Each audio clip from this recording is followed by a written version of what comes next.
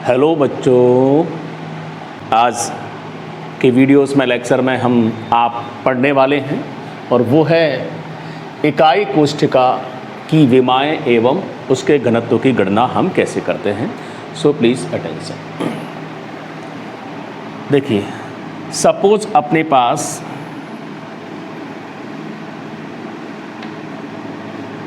ये इकाई कोष्ठिका है और हमारे सिलेबस की वो चीज़ है, वो है घनीय इकाई कोष्ठिका के संदर्भ में बात कर रहे हैं।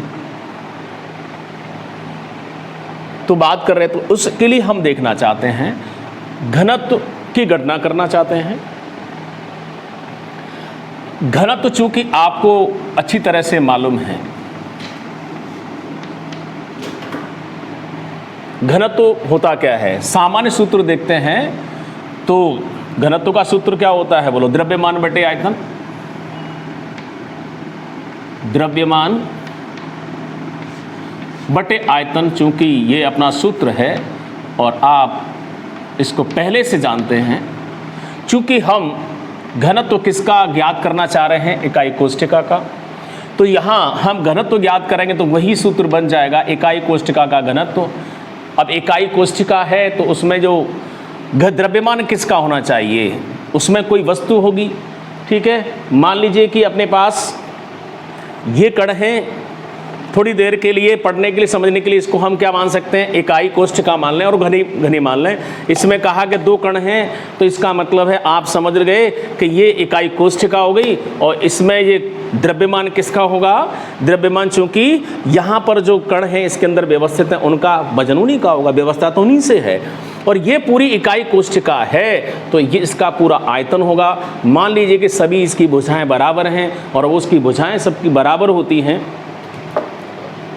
भुजाएं बराबर होती है तो भुजा को हम सभी को क्या किससे मान रहे हैं, यहाँ ए, ठीक है।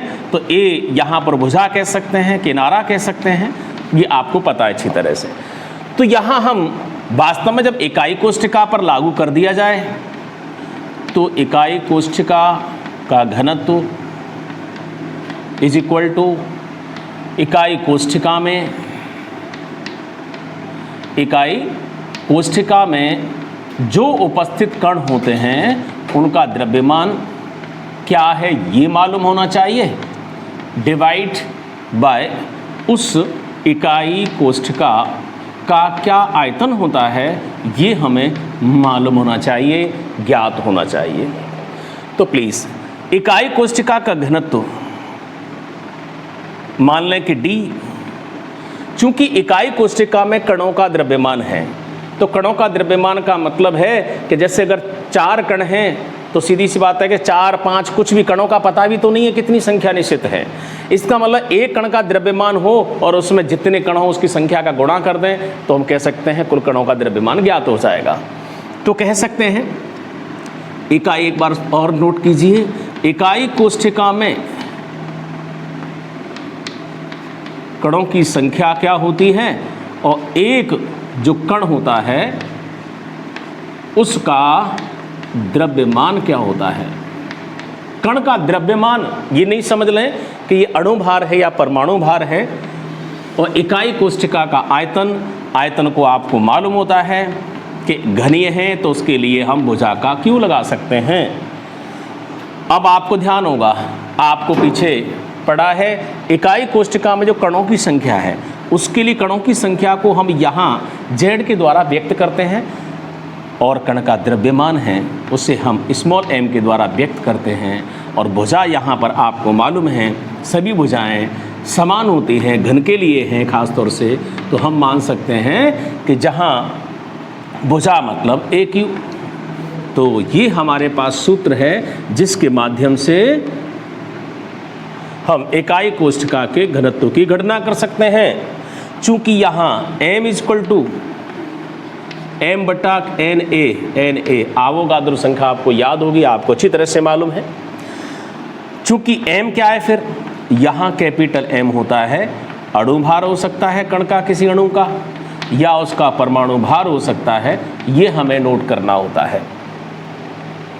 इसी के साथ अगर ये वैल्यू यहाँ पुट कर दी जाए m को तो एक सूत्र नया आएगा D equal to Z into capital M बटे AQ और इंटू NA, अर्थात आवोगाद्रो। दोनों सूत्र हमारे पास होते हैं और किसी भी सूत्र का प्रयोग करके और हम इकाई कोष्ठका का घनत्व ज्ञात कर सकते हैं। यह आपको पहले से अच्छी तरह से 11th क्लास से मालूम होता है। इसकी 6.022 या 23 लिख सकते हैं इंटू 10 की घात 23 इसकी वैल्यू होती है एवोगाड्रो नंबर। तो बस कि मैंने कहा, माना कि इसमें एक कण है तो आयतन तो इसका वही है, लेकिन एक कण है तो एक कण की संख्या एक है, उस कण का द्रव्यमान है मान लीजिए कुछ भी, तो उसका केवल 1 इंटू M उसका द्रव्यमान हो जाएगा। तो संख्या चेंज होगा, बोलो एक कण का द्रव्यमान है। अब इसमें देखो एक तो पहले से था, अब एक और रख दिया, कितने हो गए देखिए 2 हो गए। अब इसमें कणों की संख्या 2 होगी और एक कण का द्रव्यमान था वही रहेगा, तो ये वैल्यू चेंज हो जाएगी। अगर अब आप मान लें कि इसमें कणों की संख्या और हो जाए, कणों की संख्या 4 कर देते हैं, कितनी 1 2 3 4, तो कणों की संख्या 4 हो गई। और 4 होने पर क्या होगा, अब ये इकाई कोष्ठका हो गई, तो क्या होगा 4 इंटू 1 बॉल जो गोला है उसका द्रव्यमान डिवाइड बाय इस इकाई कोष्ठका का आयतन क्या होता है वो आप मालूम है। तो कणों की संख्या जैसे जैसे बढ़ती जाएगी वैसे वैसे कणों का द्रव्यमान बढ़ता जाएगा, द्रव्यमान बढ़ता जाएगा तो घनत्व में वृद्धि होती जाएगी। अर्थात आप समझ रहे हैं कि जब इस डिब्बे के हिसाब से ये इकाई कोष्ठका है वैसे इस समय, तो इस डिब्बे में जैसे एक कण है तो वजन कम होगा, 2 कण हुए 2 बॉल डाल दी तो वजन बढ़ गया, 4 डाल दी और वजन बढ़ गया, द्रव्यमान और बढ़ गया। इसमें अगर भरते जाएं 10 8 जितनी आए पूरा फुल कर दे पैक हो, तो बोलो इसका द्रव्यमान क्या होगा, बोलो वजन बढ़ेगा कि नहीं बढ़ेगा।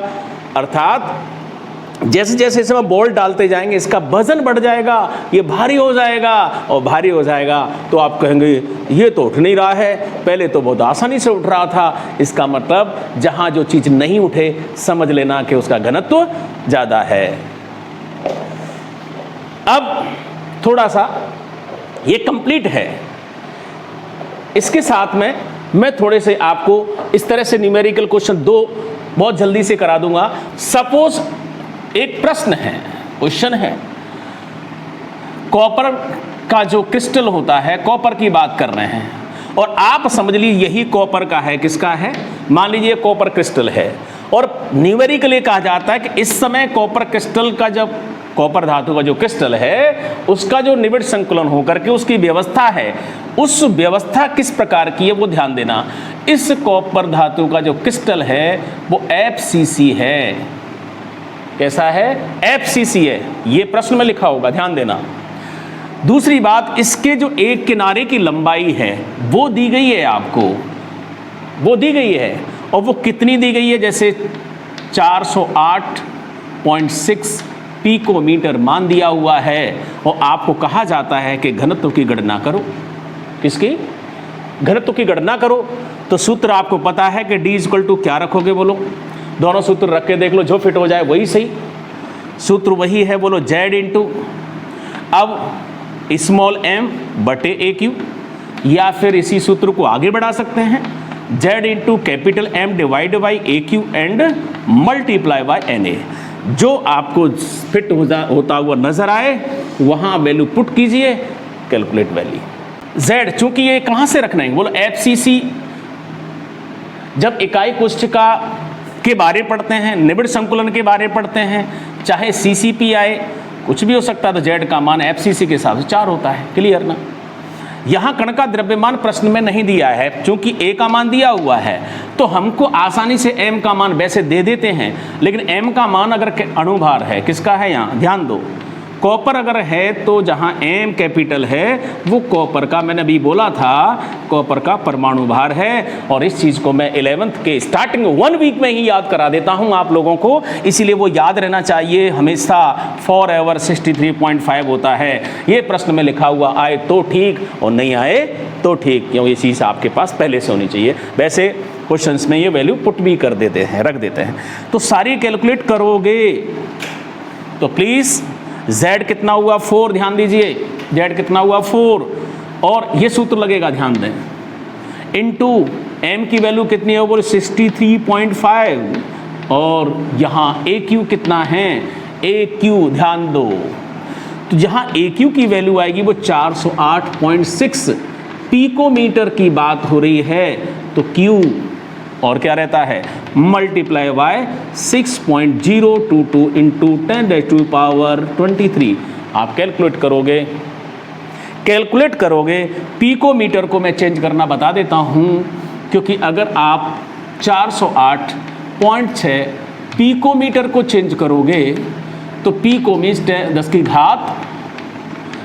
घात 12 माइनस में हो जाएगी। और आपको चूंकि घनत्व तो जैसे हमको ग्राम पर घन सेमी में याद करना है, तो मीटर को सेंटीमीटर में और चेंज कर सकते हो, तो इसकी क्या वैल्यू हो जाएगी 408 इंटू 0.6 इंटू 10 की घात -12 और इंटू सेंटीमीटर में चेंज करोगे तो 100 का गुणा होगा कि नहीं होगा, 100 का गुणा होगा, मतलब 2 इसमें से घात घटा दोगे तो कितनी रह जाएंगी 10। सीधी सी बात है कि अगर आप ये वैल्यू पुट करोगे तो कितना 4 multiply by 63.5 divide by 408.6 into 10 की घात -10 का होल क्यूब आएगा, सेमी में आएगा 1 वही 6.022 इंटू 10 की घात 23। देखो ये आप करते रहना, चाकू तलवार चलाते रहना, जो आंसर आएगा वो 10.5 ग्राम पर घन सेमी आएगा। चेक कर लेना एक बार, तो इसी के साथ इस टाइप का न्यूमेरिकल आप कर सकते हैं। जल्दी से फटाफट देखिए, एक और बिल्कुल कुछ नहीं है, क्लियर। और देखिए यहां पर सारा सेट हो जाएगा, कुछ चेंज कर, कॉपर की जगह चांदी लेते हैं, सिल्वर, और सिल्वर लिखा होता है, कहा जाता है कि सिल्वर का क्रिस्टल है, वो CCP निबिड़ संकुलन में है। ध्यान दीजिए, CCP निबिड़ संकुलन में है। CCP निबिड़ संकुलन का मतलब है, अभी बता देंगे, समझ में आ गया होगा। और यहाँ पर A की जो भुजा की लंबाई, वैसे ध्यान दो, CCP या FCC या HCP कुछ भी दिया गया हो तो यहाँ CCP का मतलब भी वही FCC होता है, और FCC मतलब होता है, तो Z की वैल्यू 4 ही रहेगी। हो गया नहीं?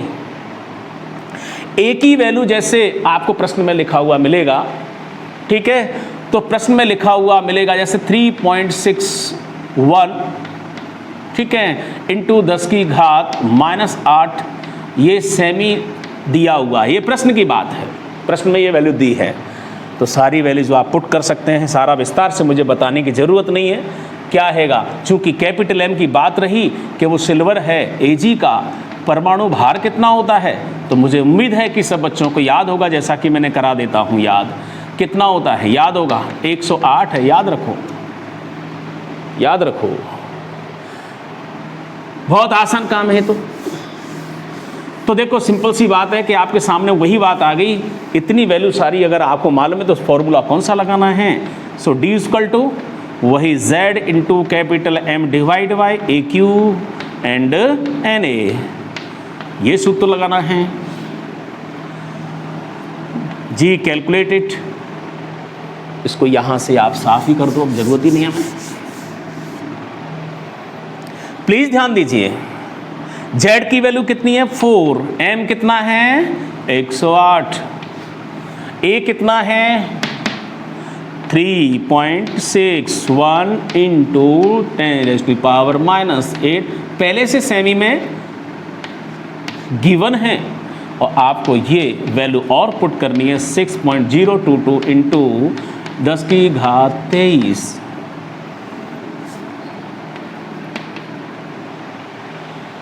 ठीक है, लाठी छोड़ना चाहिए आपके लिए, कैलकुलेशन आपकी, लेकिन फिर भी चेक कर लेना। लेकिन जो जिस तरह से है वो 8.96 अप्रॉक्स, पॉइंट और डेसिमल में कोई डिजिट चेंज हो सकते हैं, लेकिन ये आपका आंसर आएगा मतलब आएगा। तो like that you can solve the density of the unit cell in the solid crystals, it's okay.